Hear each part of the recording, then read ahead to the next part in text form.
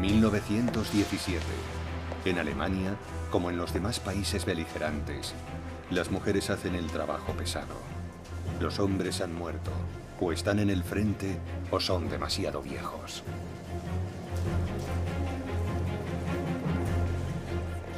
En una estación del metro de Berlín, unos pocos afortunados que han conseguido un permiso se mezclan con viudas y novias que aún sonríen a la cámara. Uno de los soldados muestra a su familia una máscara antigas.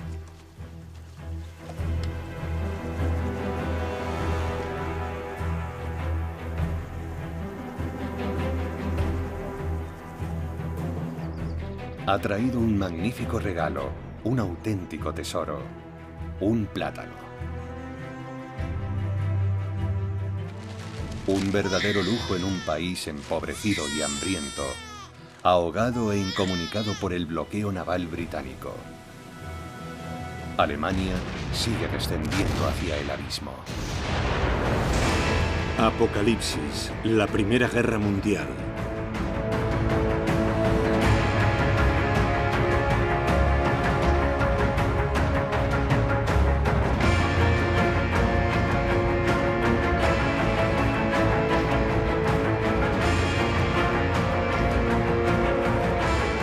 En esta película propagandística alemana, el ogro de la tuberculosis acecha a los niños.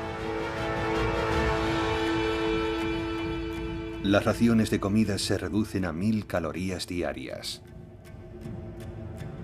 400.000 civiles alemanes morirán de malnutrición en el transcurso de la guerra.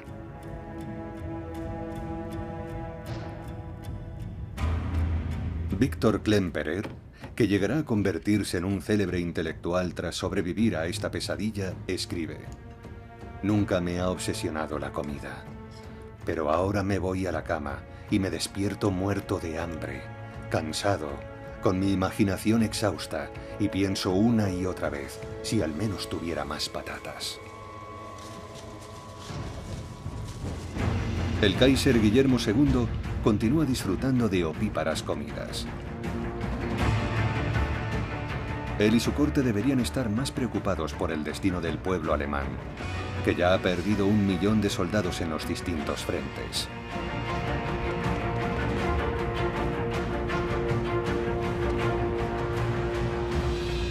En Frankfurt, el doctor Sukau escribe en un informe: «Señora X, 45 años, 11 años casada, 2 hijos de 10 y 4 años. Una mujer sana, formal y trabajadora, siempre de buen humor. Hace 4 semanas su marido cayó en combate. Incapaz de soportar el dolor, dejó abierto el gas».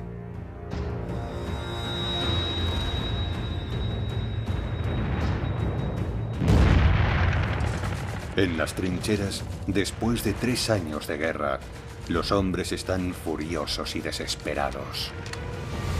Cuarta parte. La rabia.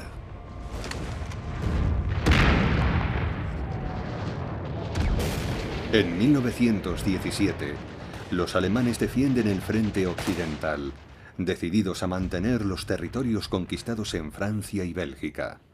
En el este mantienen su ocupación sobre 800.000 kilómetros cuadrados del Imperio ruso. Febrero de 1917. El zar Nicolás II sigue sobre el terreno, dirigiendo a su ejército. En la capital, la zarina gobierna en su ausencia. El pueblo ruso la odia, convencido de que es una espía alemana. El malvado Rasputín ha sido asesinado para evitar la influencia hipnótica que ejercía sobre ella. En este clima de locura y desbordado fervor religioso, el zar debe enfrentarse al sobrecogedor recuento de víctimas. 1,5 millones de soldados han muerto y cerca de 5 millones han resultado heridos.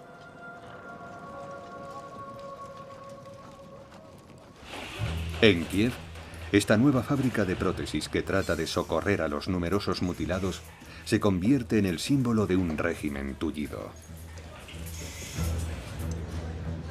La guerra ha amputado la riqueza y la energía de Rusia, su fuerza vital.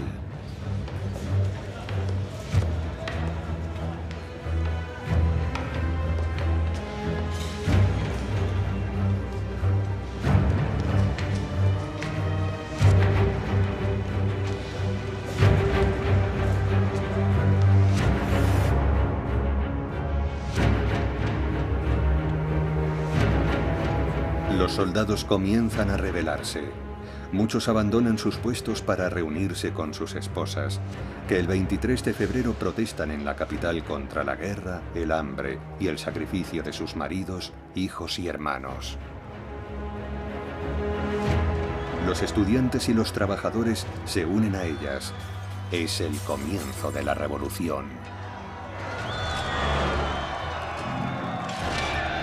La guarnición militar, responsable del mantenimiento del orden, se pone del lado de los rebeldes. Sus pancartas proclaman: el pueblo y el ejército unidos.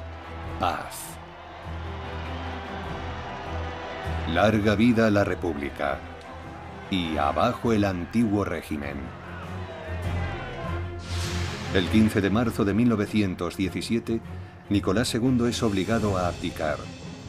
En su última filmación aparece junto a sus 4 hijas, las grandes duquesas, y su único hijo varón, el zarevich Alexis, un niño hemofílico demasiado débil para reinar. Nicolás está buscando a otro sucesor.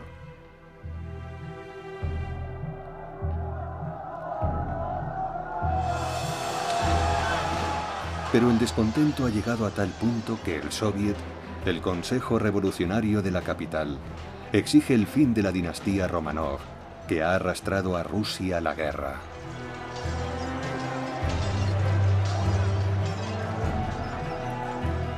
Un gobierno provisional moderado, dominado por el ministro de Justicia, Alexander Kerensky, se plantea permitir al zar depuesto partir hacia el exilio.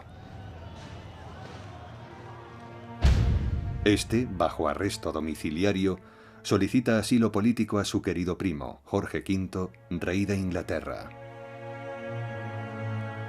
Mientras espera la respuesta, escribe en su diario: hoy he revisado mis libros y pertenencias para elegir qué debo llevarme a Inglaterra. La partida se retrasa porque sus hijos han contraído el sarampión. La zarina ordena que se les rape la cabeza, lo que parece divertirles. Pero han perdido un tiempo precioso. En Inglaterra, el rey Jorge V no quiere poner en peligro su popularidad, y mucho menos su trono. El miedo al contagio revolucionario se apodera del gobierno británico, que aconseja al monarca que no ofrezca asilo al zar y a su familia. Jorge V abandona a su querido primo, que tanto parecido guarda con él.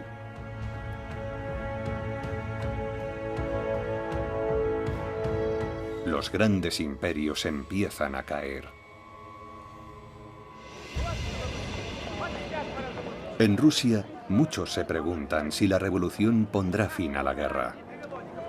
Pero Kerensky, presidente del gobierno provisional, necesita el apoyo de sus aliados británicos y franceses, así que él también aviva las llamas del patriotismo.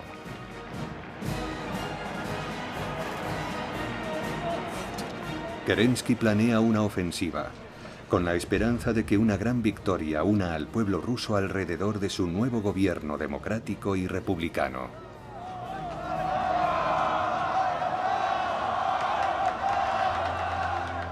El imperio austrohúngaro también se tambalea. Los pueblos que lo forman están muriendo de hambre por culpa del bloqueo. Viena ha perdido a su emperador hace apenas unos meses. Francisco José I muere a los 86 años después de reinar durante más de medio siglo. Pero no abandona este mundo sin contemplar el desastre que contribuyó a desatar tras el magnicidio de Sarajevo de 1914.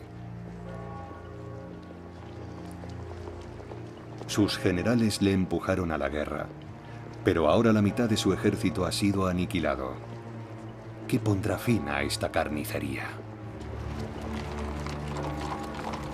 En su autobiografía, El mundo de ayer, Stefan Zweig captura el pesimismo reinante. Zweig escribe: los escalones del Templo de la Paz están cubiertos de sangre.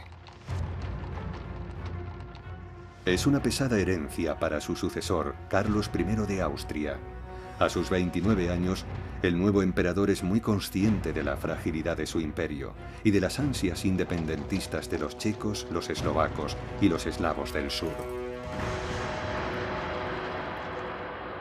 Carlos ha servido en el frente, odia la guerra y es contrario a la táctica de asaltos inútiles por su terrible coste en vidas humanas.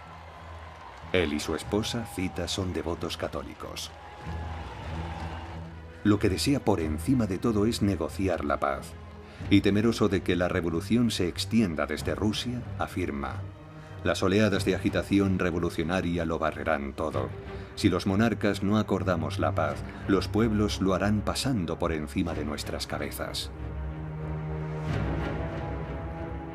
En marzo de 1917, envía en secreto una propuesta de paz a París que despierta el interés de Francia e Inglaterra. Pero Carlos se niega a hacer concesiones a Italia y las negociaciones fracasan.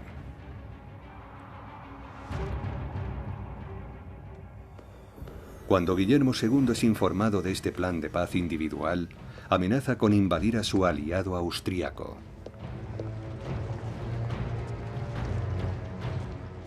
El Kaiser hace una contraoferta, sugiriendo que las partes beligerantes acepten las posiciones actuales. Alemania conservará los territorios conquistados, Bélgica, el norte de Francia y, por supuesto, Alsacia y Lorena. Francia rechaza tajantemente la propuesta, lo que endurece aún más el talante de los militares alemanes, encabezados por el mariscal de campo von Hindenburg. Y desde este momento, como autoridad máxima, por el verdadero señor de Alemania, el general Ludendorff. El eco de lo acontecido en Rusia ha llegado a Berlín, propiciando un ambiente huelguista y un aumento de la inquietud social. Durante los últimos 3 años, las fábricas de municiones han sido atendidas por exhaustas mujeres y por hombres no aptos para servir en el frente.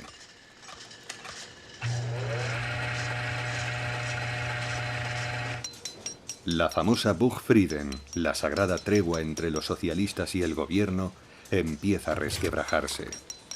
Líderes socialistas emblemáticos abandonan el Partido Socialdemócrata y fundan el movimiento revolucionario espartaquista, que exige el fin inmediato de la guerra.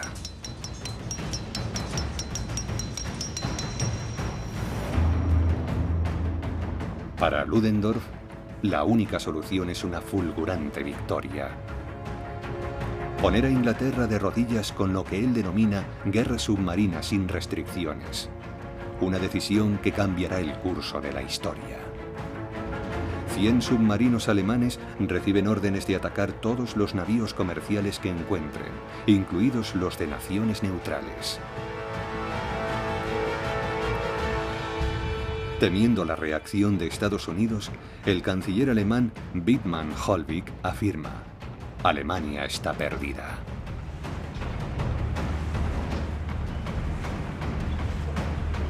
Los U-Boot reciben la orden de disparar sus torpedos contra cualquier buque que transporte suministros a Inglaterra, incluidos los estadounidenses.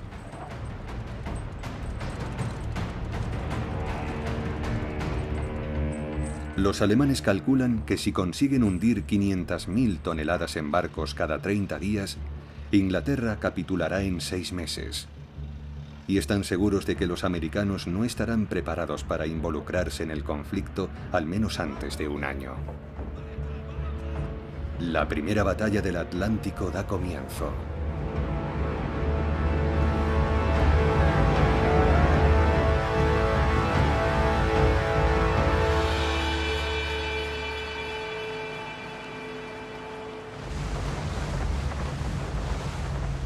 Los capitanes de estos submarinos son los nuevos héroes de Alemania. Y el más destacado es este descendiente de emigrantes franceses, ahora un prusiano modelo, Lothar von Arnaud de la Perrière. Su submarino, el SMU-35, aparece en una película propagandística que glorifica sus hazañas. Orgulloso, abre el famoso registro de buques Lloyd's, en el que figuran todos los navíos comerciales del mundo, y tacha su última presa.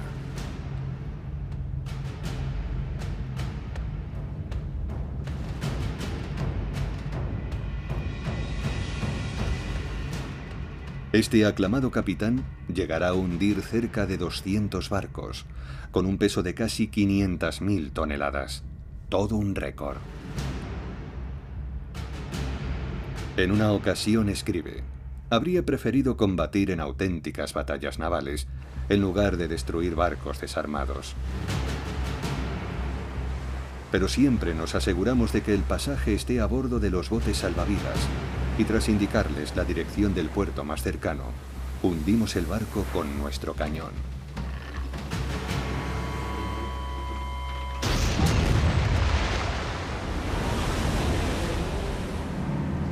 Algo que no se ajusta a la realidad, ya que estos hombres que vemos aquí celebrando una de sus victorias no suelen preocuparse mucho por el destino de sus víctimas.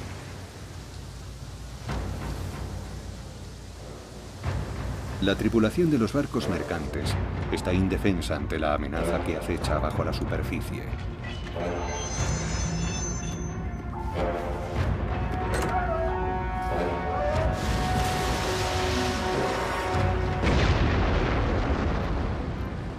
Como los 1.700 soldados franceses que viajan en el buque de transporte Galia, otro de los objetivos de Arnaud de la Rouvière, que lo hunde sin piedad.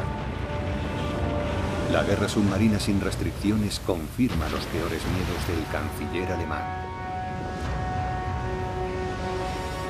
El 17 de marzo de 1917, los alemanes hunden 3 mercantes americanos en el Atlántico. El presidente estadounidense Woodrow Wilson no puede seguir siendo un pacifista. Para él, Francia es la cuna de la Declaración de los Derechos Humanos, y si Francia está amenazada, también lo está la democracia. Wilson declara: Estados Unidos tiene el privilegio de verter su sangre por los principios que le dieron la vida, la felicidad y la paz que ha atesorado.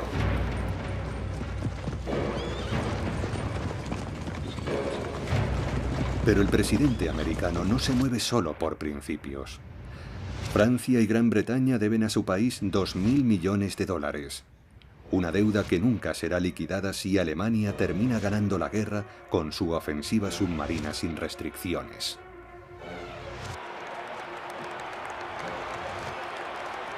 Hasta ahora, Estados Unidos se ha beneficiado de su neutralidad. Tras una larga crisis, su industria está floreciendo gracias a la exportación a Europa de alimentos enlatados, algodón, minerales y explosivos para la industria bélica. Se ha convertido en un país poderoso, y Wilson desea que juegue un papel de liderazgo en el mundo que emergerá de la guerra. Pero en 1916, en su campaña por la reelección, Wilson había prometido a 6 millones de votantes de origen alemán que Estados Unidos se mantendría neutral. La prensa preconiza el aislacionismo y se opone a cualquier intervención militar. Wilson debe buscar la manera de poner a la opinión pública a favor de la guerra. Y no tarda mucho en encontrar los argumentos que necesita para defender su postura.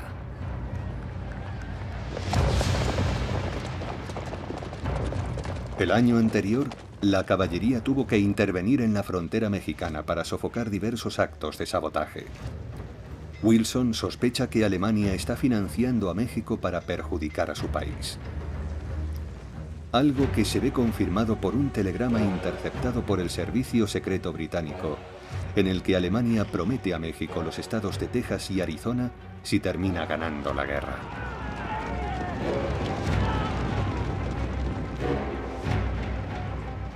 Wilson ya tiene el pretexto que necesita para acabar con el aislacionismo americano y para convencer al Congreso de que vote a favor de la declaración de guerra el 6 de abril de 1917. Estados Unidos se posiciona contra Alemania y sus aliados y une sus fuerzas a las del Imperio Británico, que se extiende desde Canadá a Australia, a las de Francia y sus colonias, y a las de Rusia, Italia, Bélgica, Serbia, Grecia, Portugal y Japón. El conflicto se convierte en una verdadera guerra mundial.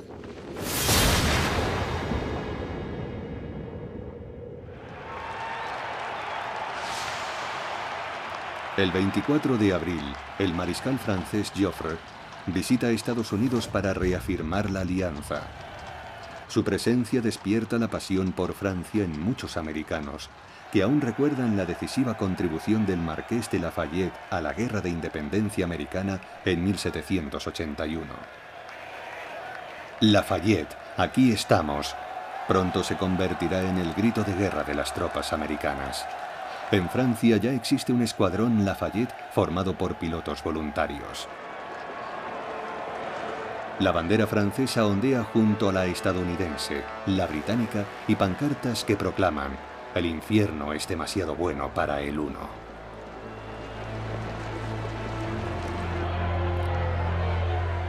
A pesar del entusiasmo del primer momento, los discursos en defensa de la democracia, los grandes desfiles y las demostraciones de poderío militar, el ejército de Estados Unidos es casi inexistente. Apenas 125.000 hombres, entre ellos 15.000 marines, los únicos soldados auténticos. Ante la urgente necesidad de voluntarios, los americanos siguen el ejemplo británico y lanzan un cartel en el que aparece el tío Sam diciendo: «Te quiero a ti». Las autoridades esperan 1 millón de voluntarios, pero en las siguientes 6 semanas solo se alistan 80.000. La guerra parece algo muy lejano para muchos americanos, que aún no han olvidado la carnicería de su guerra civil, que terminó hace apenas 50 años. Tras la promulgación de la Ley de Servicio Selectivo, los reclutas acuden a su primer entrenamiento. No hay nada preparado, excepto el temido sargento instructor. No hay suficientes uniformes, y las prácticas se hacen con fusiles y cañones de madera.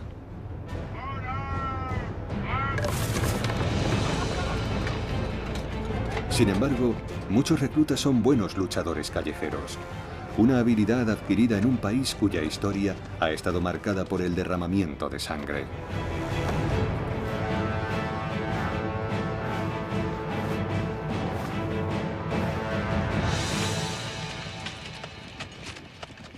Muy pronto estos muchachos se verán inmersos en una guerra de verdad.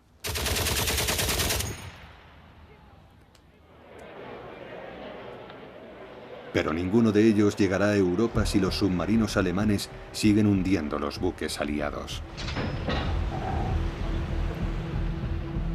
El gobierno toma la decisión de armar los barcos y organizarlos en convoyes escoltados por destructores.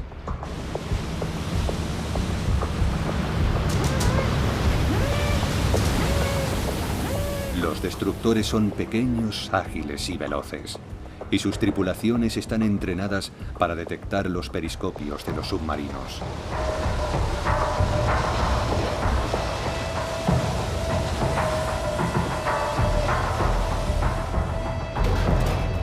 Su dotación incluye cargas de profundidad. Sus espoletas están ajustadas para detonar los explosivos a una profundidad determinada, lo que permitirá hundir un submarino u obligarlo a salir a la superficie.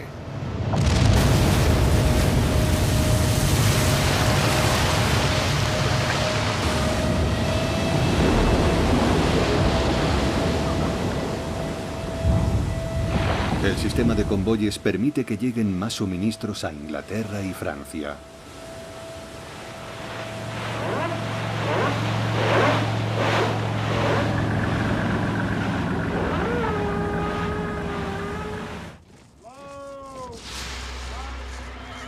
En la primavera de 1917, Francia lleva casi 3 años en guerra. Una ofensiva desastrosa en el norte, en la meseta conocida como Camino de las Damas, desata una crisis que llevaba tiempo gestándose.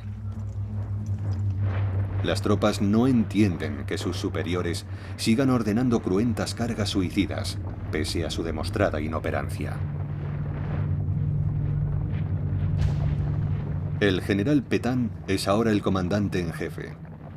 Al contrario que otros generales, es conocido por pensar en el bienestar de las tropas. El ejército francés explota su popularidad. En una escena que busca calmar el descontento, Pétain es retratado como un padre benévolo.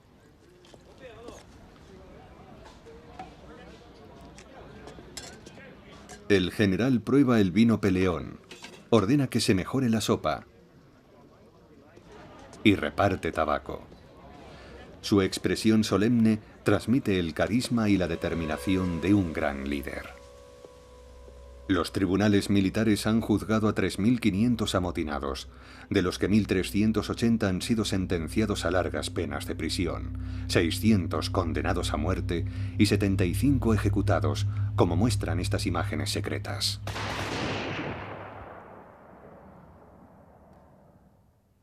En una carta confiscada por los censores, un soldado francés escribe: «Si las mujeres supieran lo que ocurre aquí, se levantarían como una sola y gritarían: devolvednos a nuestros maridos, abajo la guerra».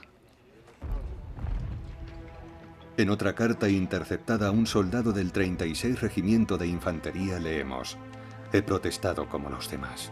Estoy demasiado cansado. Mi querida y dulce esposa, disculpa mi debilidad, pero ya no soporto esta guerra». El cabo Louis Barthas confía sus reflexiones a su diario.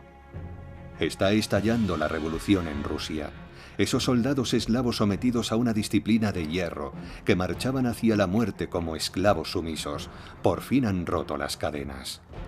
Pero cuidado, una palabra subversiva significa un consejo de guerra. Ni una sola carta se envía sin abrir.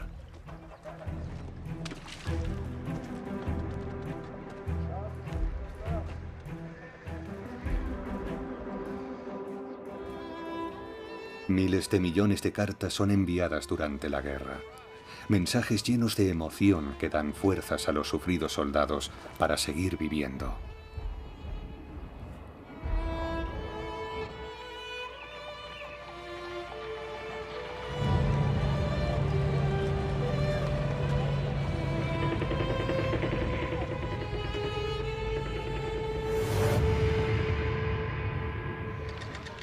Todos saben que sus cartas pueden ser leídas por los censores.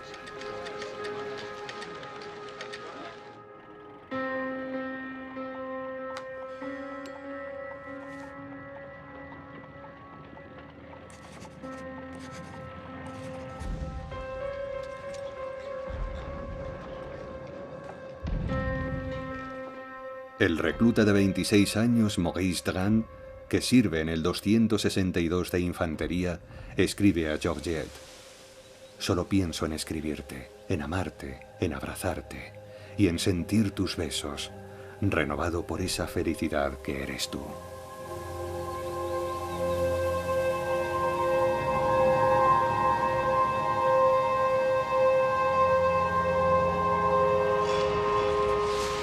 Junio de 1917. Miles de soldados disfrutan de permisos. Pétain parece haber cedido a una de sus exigencias, pero en realidad está aplicando una ley hasta entonces ignorada que garantizaba 7 días de permiso cada 4 meses. Miles de hombres regresan a sus casas, como Gaston Lavie, de 41 años, que ha combatido en la batalla de Verdún. De vuelta en casa, en París, se muestra amargado. A nadie le importamos. Nos están sacrificando. Somos los pobres diablos del frente. Nos sentimos olvidados, despreciados, fuera de lugar, como si no existiéramos.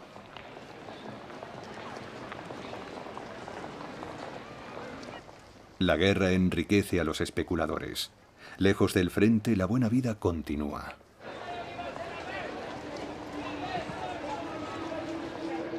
Muchos soldados han pasado demasiado tiempo sin sexo. Su miserable paga solo les permite aliviarse con prostitutas. Algunas llegan a atender hasta a 50 clientes en un solo día.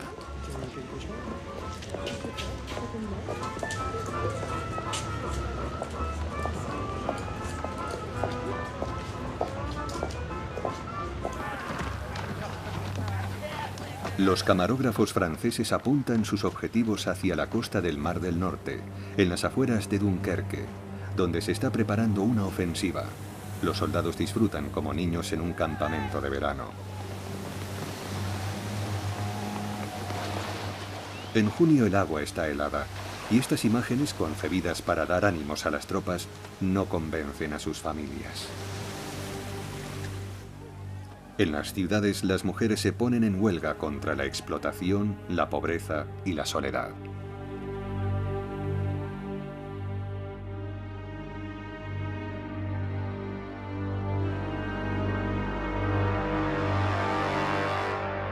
Los hombres regresan a las trincheras, a sus madrigueras, a la desesperación.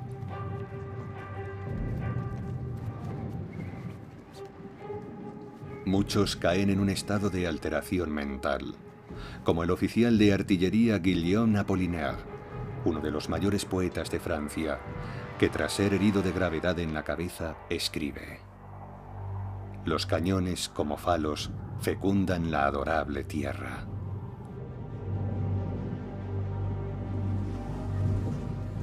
En estos tiempos de instintos bestiales, la guerra es como hacer el amor.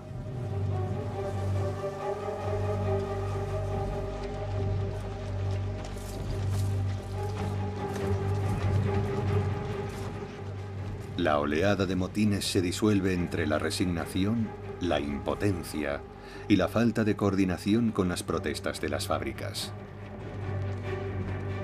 Pero el ejército francés no tiene fuerzas para más ofensivas. La llegada de las primeras tropas americanas trae un rayo de esperanza.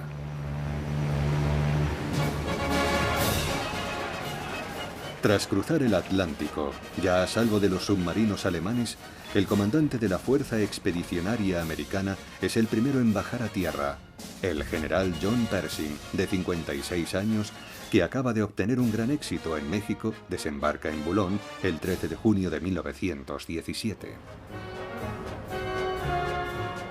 Los franceses admiran su aire elegante y su porte marcial.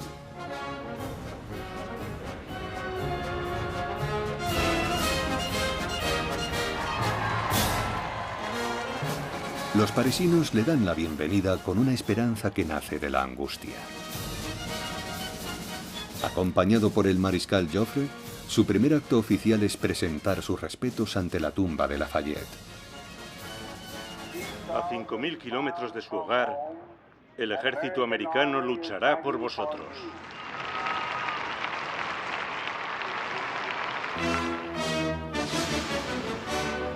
El 23 de junio de 1917, el alcalde de Saint-Nazaire publica el siguiente bando: dentro de pocas horas, las tropas americanas desembarcarán en Saint-Nazaire. Les debemos la más calurosa bienvenida. Aclamemos el paso de nuestros aliados. Ondeemos banderas en su honor.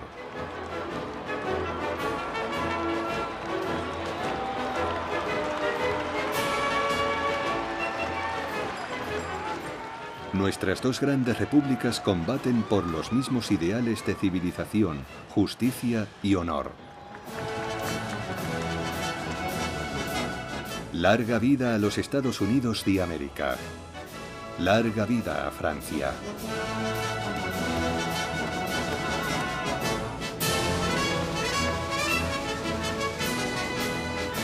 Pronto habrá en Francia 1 millón de soldados estadounidenses. Los americanos llevan el sombrero de campaña, pero no tardan en cambiarlo por el más efectivo casco británico. Aún así, son fácilmente reconocibles por su naturalidad y su sonrisa amistosa. Los franceses los llaman Samis por el tío Sam. Por su parte, los americanos llaman a los franceses Froggies por su afición a comer ancas de rana.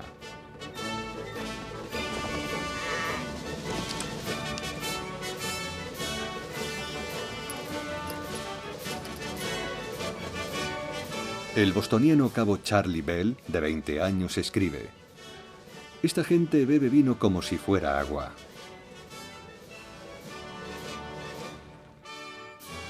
Muchos son demasiado jóvenes para beber en su país y no tardan en aficionarse al vino.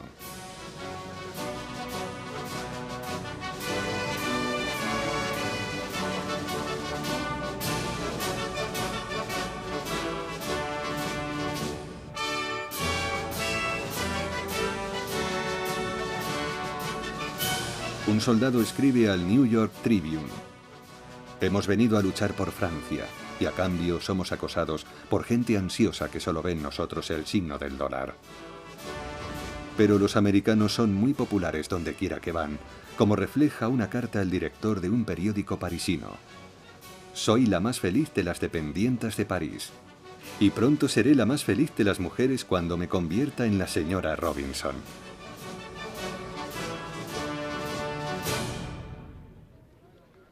Los franceses y los británicos intentan convencer a Pershing de que acceda a integrar a sus tropas en las unidades europeas.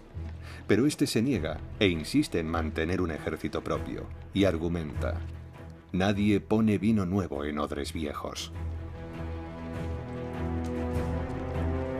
Como concesión, asigna a los cuerpos conjuntos unidades de soldados negros.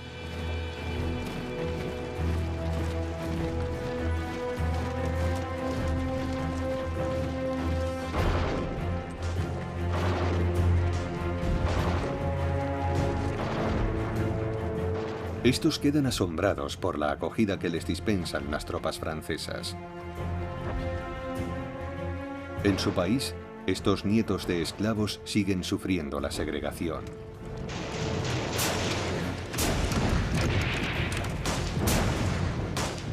Su comandante francés, el general Gouavé, declara: jamás olvidaremos el heroísmo de nuestros camaradas americanos de color. La forma en la que los generales franceses demuestran su compromiso con la igualdad es enviando a todos los soldados a una muerte segura. Pero en el ejército americano, los soldados de color suelen ser relegados a tareas ajenas al combate. Ellos traerán al viejo mundo la música del nuevo. El jazz conquista el continente.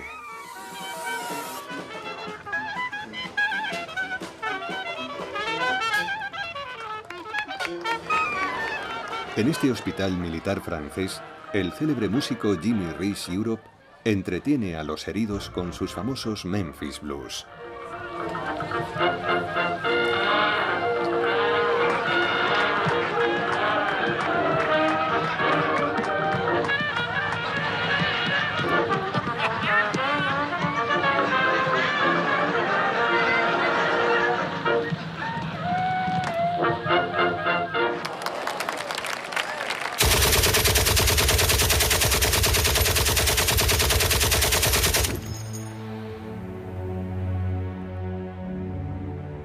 Para corregir su insuficiente preparación, los soldados estadounidenses son adiestrados por instructores franceses y británicos. Llevará tiempo convertirlos en verdaderos soldados. Sus necesidades de equipamiento también son urgentes.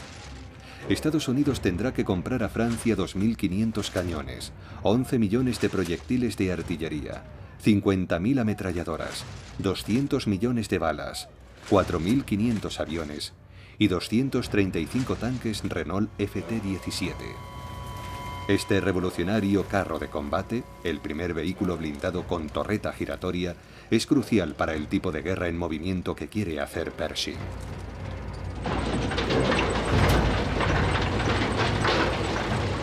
Para financiar el desorbitado gasto militar, los Estados Unidos hacen una emisión masiva de bonos de guerra.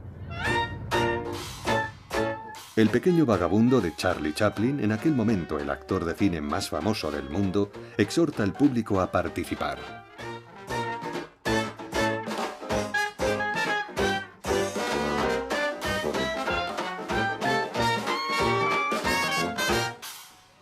Los franceses ya están acostumbrados a esta exigencia continua de colaboración, como todos los ciudadanos de las naciones que luchan por poner al Kaiser de rodillas.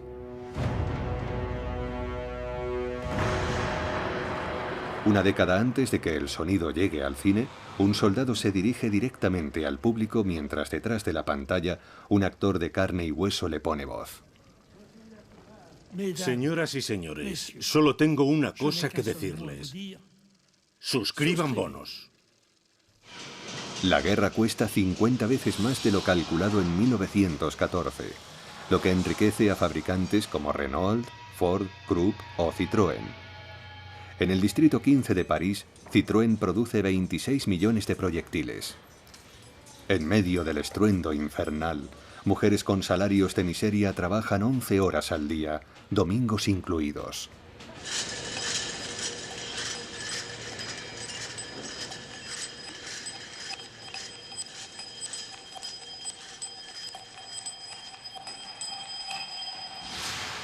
El 1 de julio de 1917, el rey de Inglaterra, Jorge V, vuelve a Francia para inspeccionar el frente. Será su visita número 400. En las dunas de la costa del Mar del Norte, el ejército belga le rinde honores. Su monarca, Alberto I, resiste heroicamente en lo que queda de su país. Alberto es primo del rey Jorge. Ambos son de origen alemán, descendientes de la casa de Sajonia-Coburgo y Gotha. Pero el rey Jorge decide cambiar su nombre y el de la casa real y convertirse en el primer soberano de la casa de Windsor.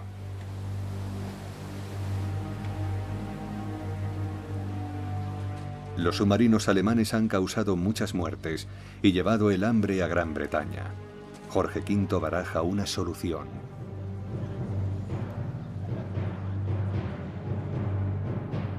Tomar las bases de submarinos del Kaiser en Ostende y Brujas, en la Bélgica ocupada. El ejército británico prepara la ofensiva. Su comandante es el mariscal de campo Haig, apodado por sus hombres el carnicero del Somme. Entre sus tropas reina el descontento. 306 soldados que servían en las trincheras han sido ejecutados por negarse a subir estas escaleras y enfrentarse a una muerte segura.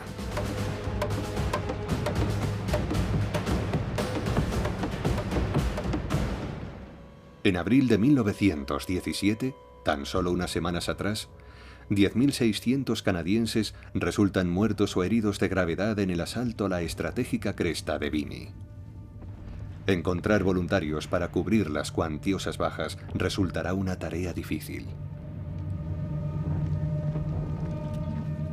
En Quebec, el plan de Londres para imponer el alistamiento forzoso en todo el Imperio Británico provoca revueltas que dejan 4 muertos.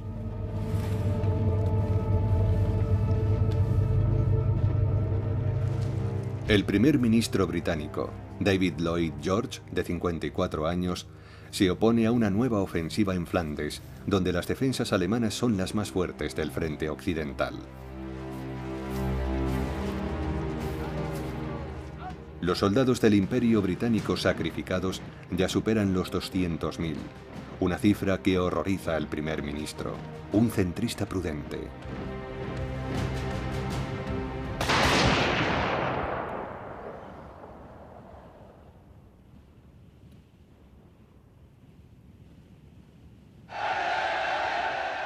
Él prefiere esperar a que los americanos puedan entrar en acción, pero no consigue convencer a los rígidos y obstinados militares que han planeado la inminente ofensiva con todo detalle. Una ofensiva que muestran orgullosos con la ayuda de estas maquetas.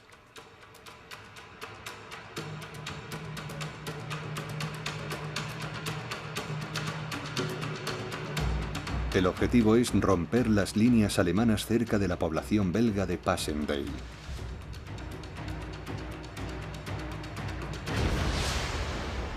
El 31 de julio de 1917 comienza la ofensiva.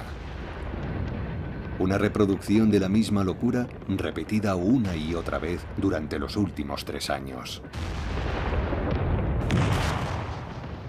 Esta vez, la artillería británica dispara 4 millones de proyectiles, 4 veces más que en la batalla del Somme.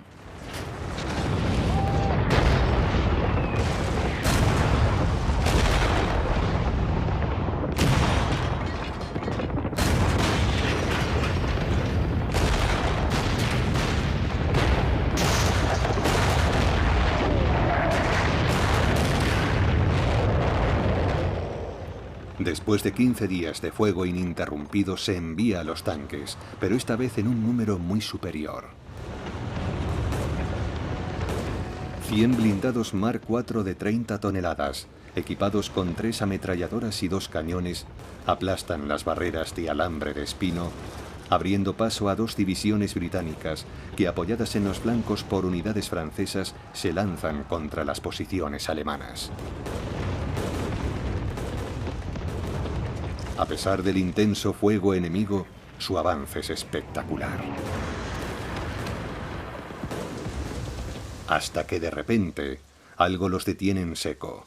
Una violenta tormenta, inusual en julio, convierte el terreno castigado por las bombas en un mar de barro, como describe el capitán Edwin Bond, del 1er Regimiento de Warwickshire. Oigo gemidos por todas partes.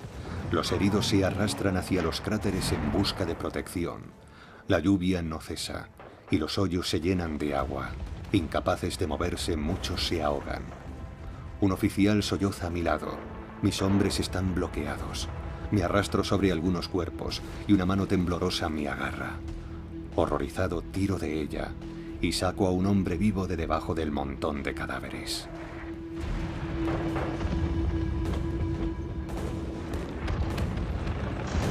Atrapados en el barro, los tanques son presa fácil de los cañones germanos de 77 milímetros. Los alemanes desmontan los blindados inutilizados y se llevan todo lo que pueden. Su país se ha quedado sin acero por culpa del bloqueo aliado.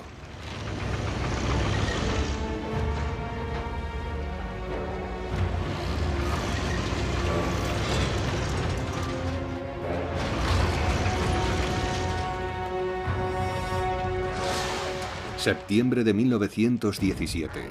Los dirigentes persisten en su locura. Semana tras semana, el mariscal de campo Haig lanza un ataque tras otro. El suelo arcilloso sigue empantanado, lo que agrava el sufrimiento de los soldados.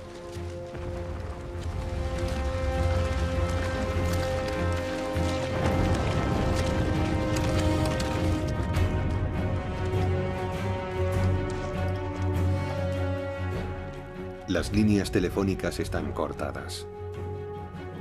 Tan solo las palomas mensajeras pueden atravesar la cortina de fuego.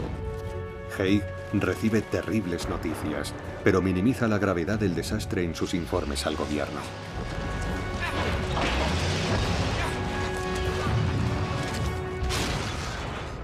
La población de Passchendaele debería haber sido tomada el primer día, pocas horas después del comienzo de la ofensiva. Pero las fuerzas aliadas tardan 3 meses.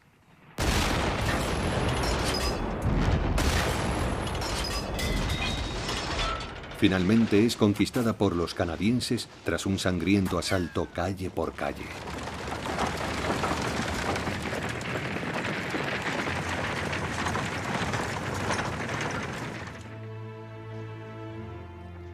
El soldado Arthur Lapointe de los Vandus escribe: Passchendaele parece un pueblo destruido por un terrible cataclismo. Estos campos de muerte ya no volverán a ver la vida.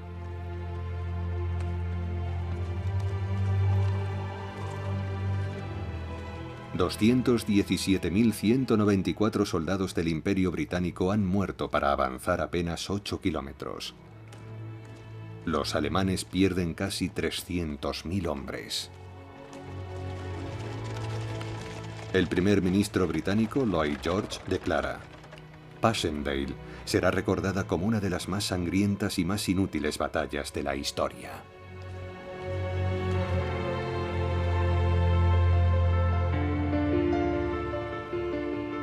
El cirujano de campaña canadiense John McCrae escribe En los campos de Flandes, uno de los poemas sobre la guerra más desgarradores jamás escritos. En los campos de Flandes crecen las amapolas, entre las filas de cruces que señalan nuestras tumbas. Somos los muertos. Hace pocos días vivíamos, sentíamos el amanecer, veíamos el brillo del crepúsculo. Cantábamos, amábamos y éramos amados. Y ahora yacemos en los campos de Flandes.